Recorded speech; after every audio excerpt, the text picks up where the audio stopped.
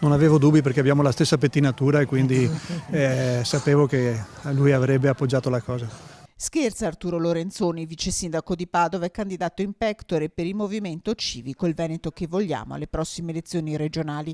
Da Roma, fonti non confermate dicono che sul suo nome come anti-Zaia ci sarebbe l'ok del segretario Dem Nicola Zingaretti e questo potrebbe essere un primo sigillo. Ma l'annunciata decisiva riunione di segreteria regionale PD di venerdì potrebbe essere tutt'altro che in discesa, con esponenti di primo piano come il capogruppo in regione Vicentino Stefano Fracasso che spingono perché il candidato sia deciso in Veneto.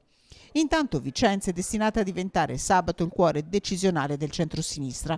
In assemblea si riunirà il Veneto che vogliamo e da qui il candidato dovrebbe esserci, almeno quello civico, prudente Lorenzoni.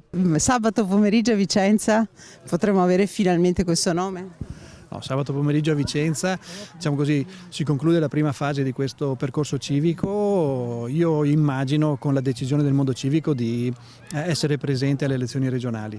Poi si tratterà di attivare tutta la fase successiva di discussione con le varie forze politiche. Creatività contro 20 anni di governo senza idee, questa è la carta che si giocherà a Vicenza, l'insieme di movimenti civici che si riconosce nel Veneto che vogliamo. Lorenzoni rilancia e propone un modello Padova. I riscontri anche che io sto ricevendo in questi giorni fuori da Padova ma fuori dal Veneto sulla possibilità di disegnare un percorso unito delle varie forze democratiche sono veramente incoraggianti. Mi fa capire che si guarda con interesse a questa capacità di stare insieme e di progettare insieme e di enfatizzare le cose che uniscono, non quelle che dividono, come purtroppo la politica in passato ha fatto spesso. Io credo che ci siano dei margini per delle proposte di qualità.